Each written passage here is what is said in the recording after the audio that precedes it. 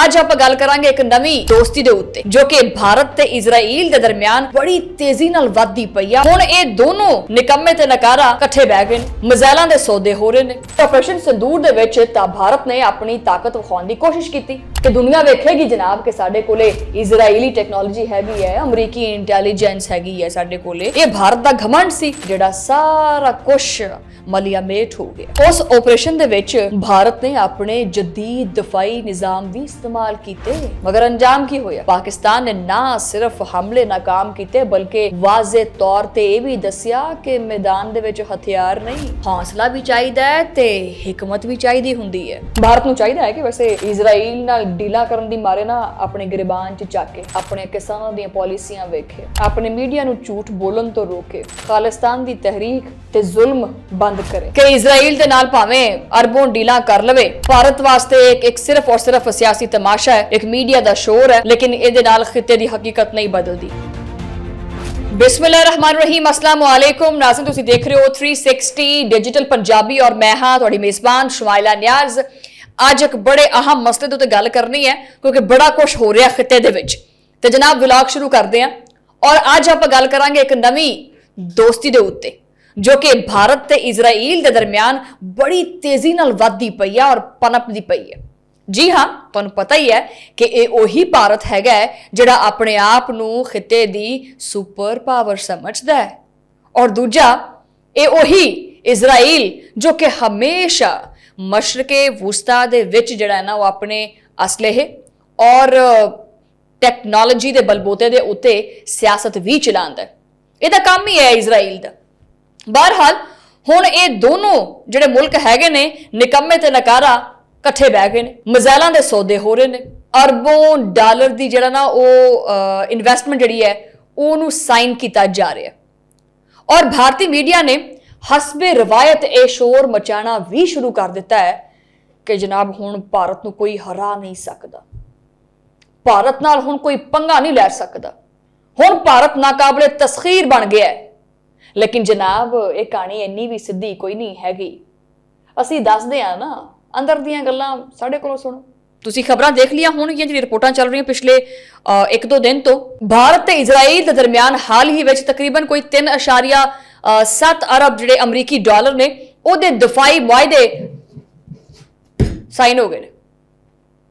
Israel Bharat ਨੂੰ Barak 8 missile defence system, supersonic missiles और drone technology भी देवेगा। ये पता नहीं मुहब्बत इन्हां दी कर वैसे प्यारियां ने। भारत खैर चाहता है कि साडी जिहड़ी आपदी फौज है ना उहनूं हाई टैक बना देवे ताकि जिहड़ा चीन ते पाकिस्तान वर्गे जिहड़े मुल्क हैगे ने उहनां दे उत्ते सानूं जिहड़ा ना बरतरी हासिल हो जावे। लेकिन जनाब मेरे ज़हन च तां इह सवाल आया, खरे तुहाडे ज़हन च आया कि नहीं आया। सवाल इत्थे इह है कि की सिर्फ इजराइल दा असला खरीद लैण नाल जिहड़ा ना ओह भारत वाकई बड़ा ताकतवर बन जाएगा, या सिर्फ एक महंगा तमाशा है जिहड़ा नरेंद्र मोदी सिर्फ और सिर्फ अपनी सियासत नूं जिहड़ा ना वो टाकी टोकी मारन वास्ते खेडदा खुडदा पिया, क्योंकि वो टाकी टोकी मारदा अपनी सियासत दे उत्ते ते सियासत चमक जावे मेरी। यही हो सकदा कि अपने मुल्क दी आवाम नूं बेवकूफ बनाउणा चाहता है कि असीं भाई बड़ा कोई असलहा लैंदे पए आ ते असीं हुण बड़े नाकाबिले तस्खीर बन गए आ। नाले भारत दे कोले ते पहले भी रूसी S-400 मिसाइल सिस्टम हैगा, फ्रांस दे राफेल त्यारे हैगे ने, अमरीकी नेवी दे नाल मशकां ने। लेकिन आज हुण ऑपरेशन सिंदूर याद करदे हैं जदों 2025 दे विच ऑपरेशन सिंदूर दे दौरान भारत ने अपनी ताकत विखाउण दा मुजाहिरा कीता और कोशिश कीती। अच्छा, मैं तुहानूं ना अज ऑपरेशन सिंदूर दी एक ना वो असल हकीकत भी दसदी हां। बेसिकली भारत ने ये ऑपरेशन सिंदूर जिहड़ा ना ये क्यों शुरू कीता? ਇਹਨੇ ਆਖਿਆ ਕਿ ਭਾਈ ਸਾਡੇ ਕੋਲੇ ਹੁਣ ਜਿਹੜਾ ਨਾ ਉਹ ਇਜ਼ਰਾਈਲ ਦਾ ਸਿਸਟਮ ਵੀ ਹੈਗਾ, ਫਰਾਂਸ ਦਾ ਵੀ ਹੈਗਾ ਤੇ ਰੂਸ ਦਾ ਵੀ ਹੈਗਾ ਤੇ ਅਮਰੀਕਾ ਆਬੂ ਜੀ ਵੀ ਸਾਡੇ ਬਹੁਤ ਨੇੜੇ ਤੇੜੇ ਨੇ ਤੇ ਅਸੀਂ ਹੁਣ ਚਾਰੋਂ ਪਾਸੇ ਜਿਹੜੇ ਆ ਨਾ ਉਹ ਬੜੇ ਤਗੜੇ ਹੋ ਗਏ ਆ ਤੇ ਸਾਨੂੰ ਕੋਈ ਹਰਾ ਨਹੀਂ ਸਕਦਾ। ਤੇ ਦੂਜਾ ਇਹ ਕਿ ਜ਼ਰਾ ਅਫਗਾਨਿਸਤਾਨ ਦਾ ਵੀ ਭਾਰਤ ਸਕਾ ਨਹੀਂ ਹੈਗਾ, ਇਹ ਗੱਲ ਯਾਦ ਰੱਖਣਾ। ਅਫਗਾਨਿਸਤਾਨੀਓ, ਇਹ ਤੁਹਾਡੀ ਪਿੱਠ ਵਿੱਚ ਐਸਾ ਛੁਰਾ ਘੋਂਪੇਗਾ ਨਾ ਭਾਰਤ ਕਿ ਤੁਸੀਂ ਯਾਦ ਰੱਖੋਗੇ, ਤੁਹਾਡੀਆਂ ਆਉਣ ਵਾਲੀਆਂ 7 ਨਸਲਾਂ ਯਾਦ ਰੱਖਣਗੀਆਂ ਕਿ ਭਾਰਤ ਨੇ ਤੁਹਾਡੇ ਨਾਲ ਕੀਤਾ ਕੀ ਹੈ। ਇਹਨਾਂ ਨੇ ਵਿਖਾਣੀ ਤੁਹਾਨੂੰ ਸੱਜੀ ਹੈ ਤੇ ਮਾਰਨੀ ਖੱਬੀ ਹੈ, ਇਹ ਗੱਲ ਯਾਦ ਰੱਖਣਾ। ਬਹਰਹਾਲ ਇਹਨੇ ਸੋਚਿਆ, ਇਹਨੂੰ ਪਤਾ ਨਹੀਂ ਕੀ ਹੋਇਆ, ਕੰਟਰੋਲ ਕਰ ਦਿੰਦੇ ਯਾਰ, ਇਹਨੂੰ ਪਤਾ ਨਹੀਂ ਕੀ ਹੋਇਆ ਕਿ ਇਹਨੇ ਆਖਿਆ ਕਿ ਜੀ ਖਿੱਤੇ ਦੇ ਵਿੱਚ ਜਿਹੜਾ ਨਾ ਇਹ ਪਾਕਿਸਤਾਨ ਦੇ ਉੱਤੇ, ਅਫਗਾਨਿਸਤਾਨ ਦੇ ਉੱਤੇ ਜਾਂ ਚੀਨ ਦੇ ਉੱਤੇ, ਜਿਹੜੇ ਆਸੇ-ਪਾਸੇ ਜਿਹੜੇ ਆਲੇ ਦੁਆਲੇ ਦੇ ਮਮਾਲਿਕ ਨੇ, ਉਹਨਾਂ ਦੇ ਉੱਤੇ ਪ੍ਰੈਸ਼ਰ ਬਿਲਡਅਪ ਕੀਤਾ ਜਾਵੇ ਕਿ ਇਸ ਖਿੱਤੇ ਦੀ ਜਿਹੜੀ ਸੁਪਰ ਪਾਵਰ ਹੈ ਨਾ, ਉਹ ਹੈਗੇ ਅਸੀਂ, ਤੇ ਕਿਉਂ ਨਾ ਇਹ ਜਿਹੜੀ ਤਾਕਤ ਹੈ, ਇਹ ਜਿਹੜਾ ਸਾਡੇ ਕੋਲੇ ਅਸਲਿਹਾ ਹੈਗਾ, ਇਹ ਪਾਕਿਸਤਾਨ ਨਾਲ ਆਪਰੇਸ਼ਨ ਸੰਦੂਰ ਕਰਕੇ ਦੁਨੀਆ ਨੂੰ ਵਿਖਾਈਏ ਕਿ ਅਸੀਂ ਬੜਾ ਅੱਗੇ ਨਿਕਲ ਗਏ ਹਾਂ ਤੇ ਸਾਡੇ ਕੋਲੇ ਬੜੀ ਟੈਕਨੋਲੋਜੀ ਹੈ, ਤੇ ਉਹ ਟੈਕਨੋਲੋਜੀ ਹੋ ਗਈ ਠੁੱਸ। ਚਲੋ ਜੀ ਅੱਗੇ ਚੱਲਦੇ ਹਾਂ। ਬਹਰਹਾਲ ਉਹੀ ਗੱਲ ਕਿ ਆਪਰੇਸ਼ਨ ਸੰਦੂਰ ਦੇ ਵਿੱਚ ਤਾਂ ਭਾਰਤ ਨੇ ਆਪਣੀ ਤਾਕਤ ਵਿਖਾਉਣ ਦੀ ਕੋਸ਼ਿਸ਼ ਕੀਤੀ ਕਿ ਦੁਨੀਆ ਵੇਖੇਗੀ ਜਨਾਬ ਕਿ ਸਾਡੇ ਕੋਲੇ ਇਜ਼ਰਾਈਲੀ ਟੈਕਨੋਲੋਜੀ ਹੈਗੀ ਹੈ, ਅਮਰੀਕੀ ਇੰਟੈਲੀਜੈਂਸ ਹੈਗੀ ਹੈ ਸਾਡੇ ਕੋਲੇ। ਇਹ ਭਾਰਤ ਦਾ ਘਮੰਡ ਸੀ ਜਿਹੜਾ ਸਾਰਾ ਕੁਝ ਮਲੀਆਮੇਟ ਹੋ ਗਿਆ। ਉਸ ਆਪਰੇਸ਼ਨ ਦੇ ਵਿੱਚ ਭਾਰਤ ਨੇ ਆਪਣੇ ਜਦੀਦ ਦਫਾਈ ਨਿਜ਼ਾਮ ਵੀ ਇਸਤੇਮਾਲ ਕੀਤੇ, ਢਿੱਲ ਤੇ ਜ਼ੋਰ ਪਿੱਛੋਂ ਪੂਰਾ ਲਾਇਆ ਐਂਡ ਤੱਕ, ਮਗਰ ਅੰਜਾਮ ਕੀ ਹੋਇਆ? ਪਾਕਿਸਤਾਨ ਨੇ ਨਾ ਸਿਰਫ ਹਮਲੇ ਨਾਕਾਮ ਕੀਤੇ ਬਲਕਿ ਵਾਜ਼ੇ ਤੌਰ ਤੇ ਇਹ ਵੀ ਦੱਸਿਆ ਕਿ ਮੈਦਾਨ ਦੇ ਵਿੱਚ ਹਥਿਆਰ ਨਹੀਂ, ਹੌਸਲਾ ਵੀ ਚਾਹੀਦਾ ਹੈ ਤੇ ਹਿਕਮਤ ਵੀ ਚਾਹੀਦੀ ਹੁੰਦੀ ਹੈ। ਔਰ ਇਹ ਗੱਲ ਯਾਦ ਰਵੇ ਕਿ ਇਜ਼ਰਾਈਲ ਤੇ ਅਮਰੀਕਾ ਦੀ ਤਕਨੀਕੀ ਮਦਦ ਦੇ ਬਾਵਜੂਦ ਭਾਰਤ ਨੂੰ ਇੱਕ ਵਾਰੀ ਫਿਰ ਮਾਯੂਸੀ ਦਾ ਸਾਹਮਣਾ ਕਰਨਾ ਪਿਆ। ਯਾਨੀ ਹਥਿਆਰ ਬਾਹਰ ਤੋਂ ਤੇ ਹਾਰ ਅੰਦਰ ਤੋਂ। ਸਮਝੇ? ਨਹੀਂ ਤੂੰ ਸਮਝਿਆ ਨਹੀਂ। ਹੁਣ ਜ਼ਰਾ ਇਹ ਵੇਖੋ ਕਿ ਇਜ਼ਰਾਈਲ ਵਾਸਤੇ ਇਹ ਡੀਲ ਜਿਹੜੀ ਹੈ ਨਾ, ਉਹ ਕਿੰਨੀ ਫਾਇਦਾਮੰਦ ਹੋ ਸਕਦੀ ਹੈ। ਇਜ਼ਰਾਈਲ ਨੂੰ ਤਾਂ ਆਪਣਾ ਬਿਜ਼ਨਸ ਚਾਹੀਦਾ ਹੈ ਨਾ, ਜ਼ਾਹਰੀ ਗੱਲ ਹੈ ਕਿ ਉਹਨੂੰ ਅਰਬਾਂ ਡਾਲਰ ਦਾ ਬਿਜ਼ਨਸ ਮਿਲਦਾ ਪਿਆ, ਉਹ ਆਪਣੀ ਦਫਾਈ ਸਨਅਤ ਨੂੰ ਮਜ਼ੀਦ ਫੈਲਾਉਂਦਾ ਪਿਆ, ਉਹਦੇ ਕੋਲੇ ਆਪਣੀ ਦਫਾਈ ਸਨਅਤ ਨੂੰ ਫੈਲਾਉਣ ਦਾ ਇਹ ਮੌਕਾ ਹੈ। ਔਰ ਜਨੂਬੀ ਏਸ਼ੀਆ ਦੇ ਵਿੱਚ ਇੱਕ ਇਸ ਤਰ੍ਹਾਂ ਦਾ ਮਾਰਕੀਟ ਜਿਹੜਾ ਹਮੇਸ਼ਾ ਤੋਂ ਹਥਿਆਰਾਂ ਦੇ ਜਨੂਨ ਦੇ ਵਿੱਚ ਮੁਬਤਲਾ ਰਹਿੰਦਾ ਹੈ, ਉਹ ਤੁਹਾਡੇ ਸਾਹਮਣੇ ਹੈ ਕਿ ਕੌਣ ਹੈ। ਦੂਜੇ ਪਾਸੇ ਭਾਰਤ ਨੂੰ ਵੇਖ ਲਓ ਕਿ ਭਾਰਤ ਦਾ ਜੋ ਹਾਲ ਹੈ, ਭਾਰਤ ਦੇ ਵਿੱਚ ਜਿਹੜੀ ਗੁਰਬਤ ਹੈ, ਬੇਰੁਜ਼ਗਾਰੀ ਹੈ, ਕਿਸਾਨਾਂ ਦਾ ਇhtਜਾਜ ਹੈ, ਮਜ਼ਹਬੀ ਮੁਨਾਫਰਤ ਹੈ, ਇਹਨਾਂ ਸਾਰੇ ਮਸਾਇਲਾਂ ਨਾਲ ਘਿਰਿਆ ਪਿਆ ਹੈ। ਲੇਕਿਨ ਉੱਥੇ ਦੀ ਹਕੂਮਤ ਆਵਾਮ ਨੂੰ ਇਹ ਦਿਖਾ ਰਹੀ ਹੈ ਕਿ ਦੇਖੋ ਬਈ ਆਪਾਂ ਬਣਨ ਲੱਗੇ ਆ ਸੁਪਰ ਪਾਵਰ, ਬਸ ਤਿਆਰ ਆ, ਹਾਂਡੀ ਪੱਕ ਗਈ ਹੈ ਸੁਪਰ ਪਾਵਰ ਬਣਨ ਵਾਲੀ। ਲੇਕਿਨ ਭਾਰਤੀ ਆਵਾਮ, ਇਹ ਵੀ ਤੁਸੀਂ ਸੋਚੋ ਕਿ ਹਕੀਕਤ ਦਰਅਸਲ ਕੀ ਹੈ। ਹਕੀਕਤ ਇਹ ਹੈ ਕਿ ਦਫਾਈ ਸੌਦੇ ਆਵਾਮ ਦੇ ਪੈਸੇ ਨਾਲ ਖਰੀਦੇ ਜਾ ਰਹੇ ਨੇ। ਇਹ ਸਿਰਫ ਸਿਆਸੀ ਫਿਲਮਾਂ ਨੇ ਤਾਂ ਕਿ ਮੁਲਕ ਦੇ ਅੰਦਰੂਨੀ ਮਸਾਇਲ ਦਬ ਜਾਣ ਔਰ ਟੀਵੀ ਦੇ ਉੱਤੇ ਰਾਸ਼ਟਰਵਾਦ ਦੇ ਨਾਰੇ ਜਿਹੜੇ ਨਾ ਉਹ ਗੂੰਜਦੇ ਰਹਿਣ। ਹੁਣ ਆਏ ਨੇ ਪਾਕਿਸਤਾਨ ਵਾਲੇ ਪਾਸੇ। ਪਾਕਿਸਤਾਨ ਦੀ ਗੱਲ ਕਿਵੇਂ ਨਾ ਕਰੀਏ, ਹਮ ਹੈ ਪਾਕਿस्तानी भाई, ये वतन हमारा है। पाकिस्तान वास्ते यह सारा कुछ नवा नहीं हैगा, सानू सारा पता है कि भारत दफाई समान खरीददा पे और सिर्फ विखांदा पे, दिखावा करता पे।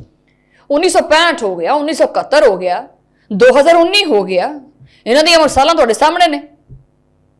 और जो भारतीय फौज दे कोले असलहा भी हैगा सी, लेकिन जज्बा, नज़्मो ज़ब्त ते हकीकी जंगी समझ बोझ इन्हां कोले हमेशा ही नहीं हुई।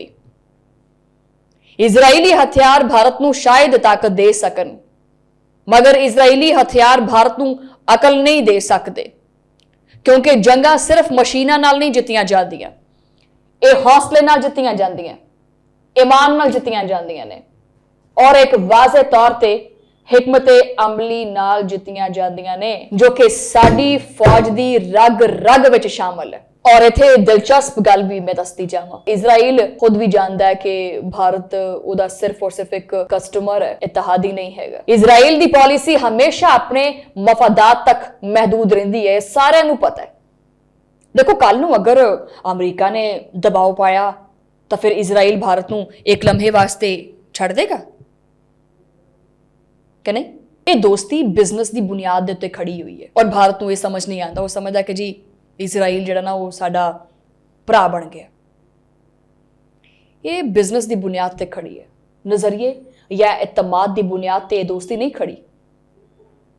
फिर चाहे भारत जिहड़ा वो मिसाइल खरीदे या ड्रोना दे अंबार ला देवे, उहदे नाल कुछ भी नहीं होना, कख नहीं होना। पहले भी 2025 जिहड़ा चलदा पिया ऑपरेशन संदूर च हाल वेख लिया, अगे भी यही होना। जमीनी हकीकत यह है कि अगर कल नूं कोई नवा बहरान उठिया तो यह टैक्नोलॉजी उहदे वास्ते एक फौजी कमजोरी ਅੰਦਰੂਨੀ ਸਿਆਸੀ ਤਕਸੀਮ ਤੇ ਕਿਆਦਤ ਦੀ ਕਮਫਹਿਮੀ ਨੂੰ ਨਹੀਂ ਬਚਾ ਸਕੇਗੀ। ਫਿਰ ਕਸ਼ਮੀਰ ਦੇ ਵਿੱਚ ਜਾਰੀ ਜ਼ੁਲਮ, ਸਰਹੱਦਾਂ ਦੇ ਉੱਤੇ ਵੱਧਦੀ ਹੋਈ ਕਸ਼ੀਦਗੀ ਔਰ ਅੰਦਰੂਨੇ ਮੁਲਕ ਅਕਲੀਦਾਂ ਦੇ ਖਿਲਾਫ ਜਿਹੜਾ ਤਸ਼ੱਦਦ ਹੈ, ਇਹ ਸਭ ਉਹ ਕਮਜ਼ੋਰੀਆਂ ਨੇ ਜਿਨ੍ਹਾਂ ਨੂੰ ਕੋਈ ਵੀ ਇਜ਼ਰਾਈਲੀ ਹਥਿਆਰ ਜਿਹੜਾ ਨਾ ਉਹ ਫਿਰ ਬਚਾ ਨਹੀਂ ਸਕਦਾ। ਪਾਕਿਸਤਾਨ ਦੇ ਕੋਲ ਜਦੀਦ ਡਿਫੈਂਸ ਸਿਸਟਮ ਮੌਜੂਦ ਹੈ ਔਰ ਸਭ ਤੋਂ ਵੱਧ ਕੇ ਇੱਕ ਚੀਜ਼ ਜਿਹੜੀ ਹੈਗੀ ਹੈ ਉਹ ਹੈਗੀ ਹੈ ਤਜਰਬਾ।